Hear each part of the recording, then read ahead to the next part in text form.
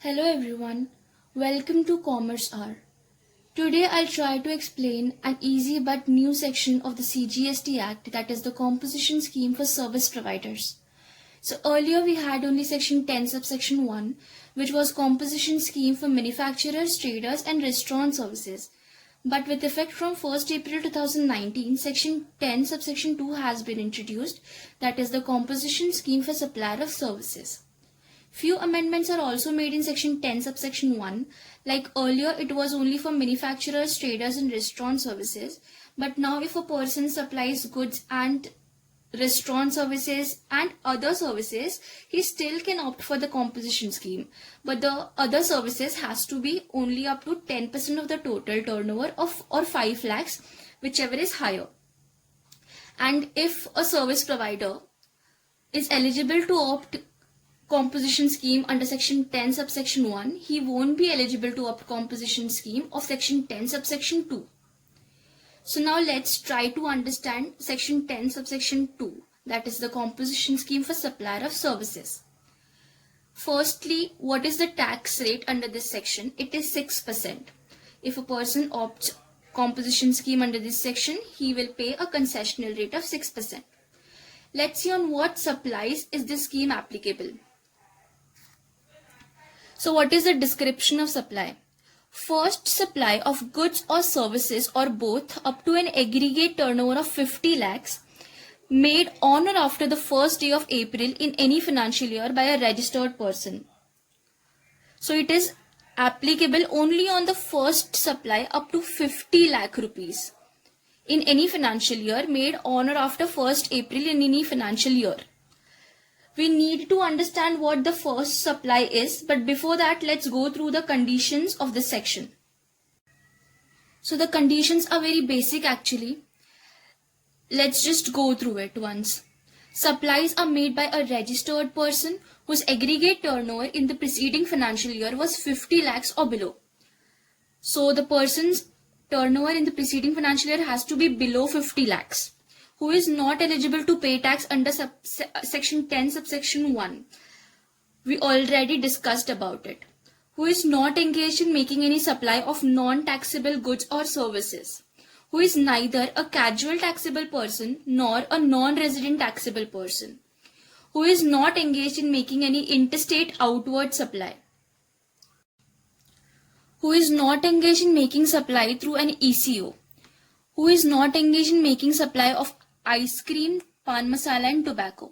So the person should not supply through an electronic commerce operator, neither should he supply ice cream, pan masala or tobacco for being eligible to opt composition scheme. Where more than one registered persons are having same PAN, central tax on supplies by all such registered persons is paid at the given rate.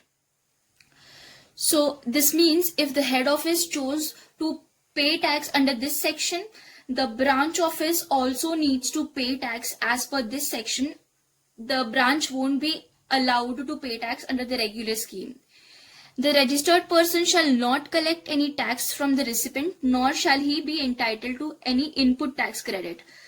We all know this. If a person opts for composition scheme, he cannot collect tax from the recipient and he is not entitled for input tax credit. The registered person should issue bill of supply instead of invoice.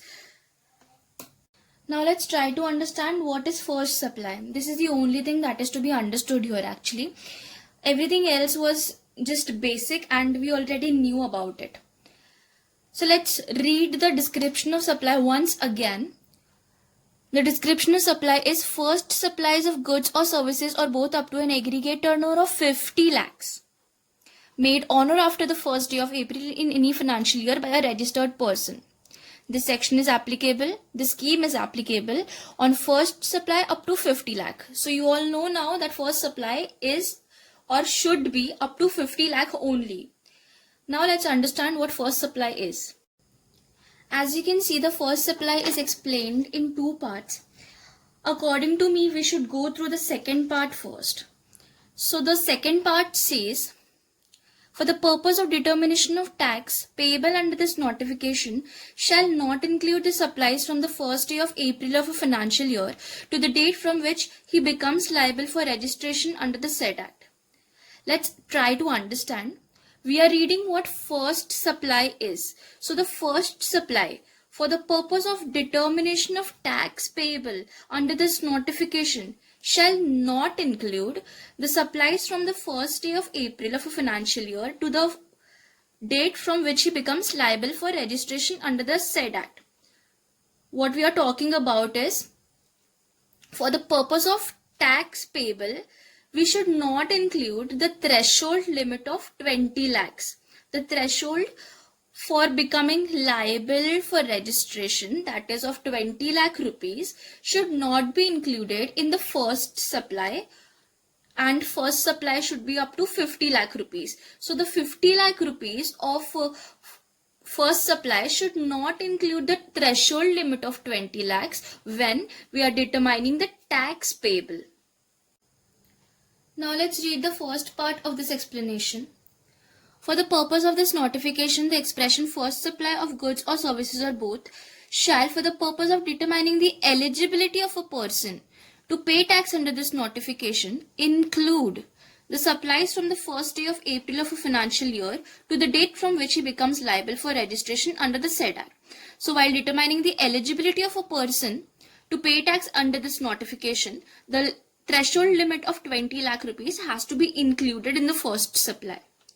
So in short, we can say that while determining the eligibility, we need to include the threshold of 20 lakh, and while determining the tax payable, we don't have to include the threshold limit of 20 lakh. Let's try and understand this through an example.